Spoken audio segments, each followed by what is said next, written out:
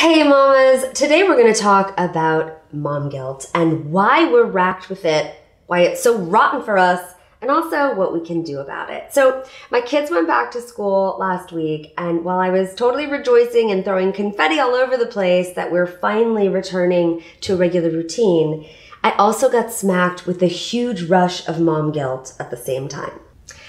You see, we've had a major change in our family life. Our trusted nanny, Anna, who has been helping our family on and off for over 4 years, had to suddenly leave the job. And she really wasn't just a nanny. She's a major part of our family and really my right-hand girl who has helped me juggle being a mom and an entrepreneur and squeeze in regular date nights too. And with her having to leave so fast, I had about a week to get a backup plan for childcare in place. And as you know, that is not a very long time when you're searching for someone to trust with your most precious cargo. But I did it. I hired someone short term. She was screened by an agency. Anna spent a couple hours showing her the routine. She met with the kids, and she's really a super lovely girl who has stepped in to help us. And I'm really appreciative that I got that plan in place.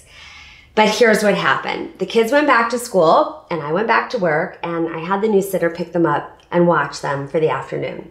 And immediately the nervousness set in, and I had this guilty pit start brewing in my stomach that they were no longer with Anna, the nanny they loved and trusted so much. And I sent my friend a text that said, OMG, I just abandoned my children on their first day of school and left them with a total stranger.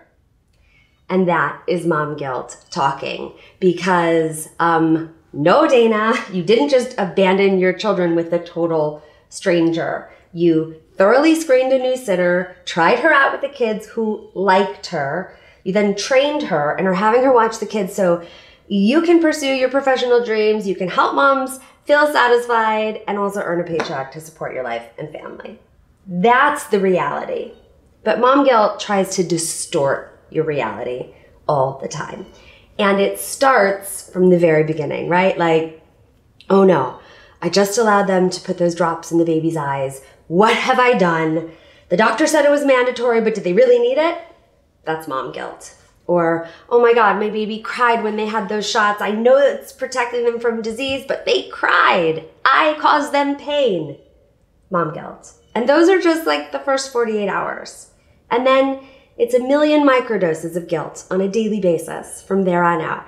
I'm not producing enough milk and I need to supplement with formula. Or I'm producing too much milk. I'm like choking them. It's mom guilt. Or, oh, you want me to play with you? I'm sorry, honey, I can't right now. I have to finish my work. Mom guilt. Even though it's that work that's paying for the roof over their heads, even though you might actually really enjoy your work, mom guilt. Or, kids, daddy and I are going out for date night tonight. You know, we love each other. We want to spend this time together alone. And the kids say, no, no, please don't go, as you're walking out the door. Mom guilt. You give them too many sweets one day or every day. Mom guilt. Or maybe you're experiencing a period of depression and you beat yourself up for not being happy or on enough for the kids. Mom guilt.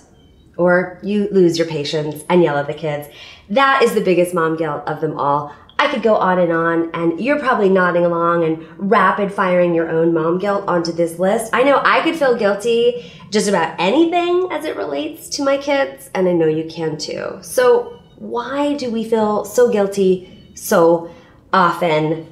There are quite a few reasons. When it comes to parenting, we really hold ourselves to the highest standard, higher perhaps than anything else in our lives, right?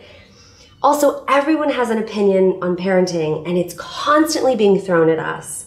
We're always reading and Googling options, and with all this information, it's harder to trust our own intuition, and we start to question if what we're doing is actually the best thing. Plus, we're being pulled in a million directions, and our attention is spread so thin that no one or no thing gets 100% of our attention, and that makes us feel guilty. And the big one is that motherhood is such a huge part of our identity. So when things go well, we feel good. And when things don't, we take it as a reflection on what we're doing, and then we feel guilty that we haven't done enough, or even that we're not good enough. And the biggest problem with guilt, as I see it, is that guilt is a wasted emotion. It does us no good. It's not a productive emotion like anger or sadness can be.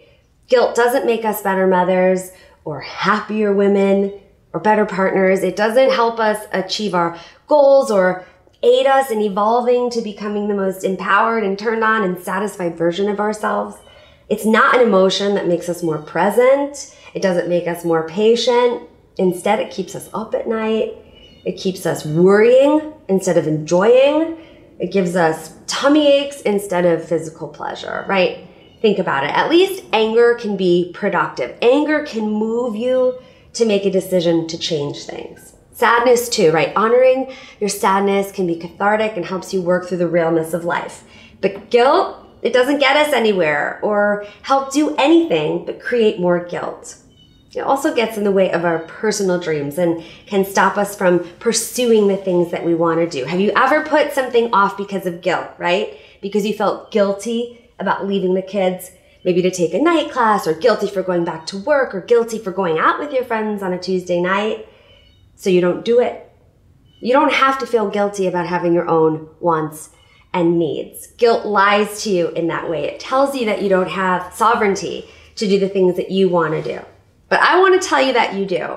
So the goal is to let go of the majority of unnecessary guilt that we put on yourselves so you can do more of what you want to do, so that you can feel more free, so that you can pursue your passions, earn the money you want, go on the mom's retreat, take the course, steal a sexy weekend with your partner, hit the gym, learn new things without the heavy dose of guilt on top. And to help you do that, I want to share a couple of guilt releasing tips with you. Enough talking about the guilt, now let's talk about letting it go. So here's what you can do when the guilt starts to wash over you. My first suggestion is to keep a running list of the moments when guilt strikes and why. Do this on your phone or in a notebook in your purse. Write down exactly what you're feeling guilty about. Describe how it feels and where you can feel it in your body. For me, it's usually in my belly and I get hit with like an instant tummy ache. And as your list grows, and if you actually do this, you'll probably find out you have a decent list after just one day. Look at it and go through it line by line. Think about each item and objectively decide if what you did or didn't do is actually something you should regret. Is it worth feeling guilty over?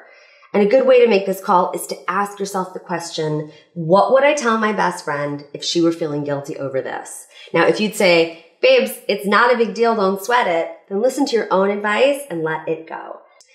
Now, if you've done the what if it was my best friend thing, but you're still feeling the guilt stuck in your body, I want you to just take a pause and breathe. Take a big inhale and exhale. And as you exhale, focus your breath on the part of your body that feels the guilt. And as you exhale out, I want you to say this mantra: guilt is a wasted emotion. I give myself permission to let it go. Guilt is a wasted emotion. I give myself the permission to let it go. And then like a faucet, imagine the guilt running out of your body and flowing into a drain, releasing it from you. Connecting the mind and body here is huge, especially since we as mamas are increasingly stuck in our heads, overthinking things, and we want to be more in our bodies, feeling things, and more specifically, feeling good things. And for that to happen, we need to let the guilt go. We got to move on. We got to make room for more of the good stuff. And one other suggestion for you that really, really helps me is to try to pause. For me, I feel most guilty when I lose my temper with my kids, especially when I lose it for reasons that were much more my own and the kids just happen to kind of push me over the edge. And then the mom guilt comes on fierce and heavy. And listen, losing our temper, it happens to all of us. Nobody's perfect. But what I've learned is that you can prevent the guilt by pausing before you respond to the kids. For me, remembering to take that pause is often enough to switch gears and avoid losing my temper. So when I feel it rising, I pause, I breathe, I collect myself, give myself a moment to rethink my response to them. Then I address them in a normal tone and avoid losing my temper, so I avoid feeling guilty. The more you practice this pause with your kids and in life, the easier it becomes. Listen, I know that one of the reasons we feel so guilty so often is because we care so much. But we also need to care about our own well-being as much as we do our kids. And guilt feels like crap, and it makes us feel undeserving. So I'm inviting you to practice letting that guilt go, and to practice feeling more deserving because you do an amazing job and you deserve to feel better. You deserve to let go of the guilt that's weighing you down and to feel freer and more satisfied because then you can do more of the things that you love for yourself, for your relationship, and of course for intimacy and pleasure too. As always, thanks for watching, and I want to know what you think about dropping the guilt in order to feel like a happier, more deserving woman. Leave a comment below telling me what you usually feel guilty about as a mama and if you'll try one of these suggestions to soothe that guilt away.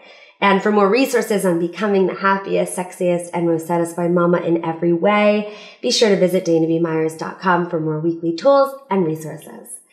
See you next time.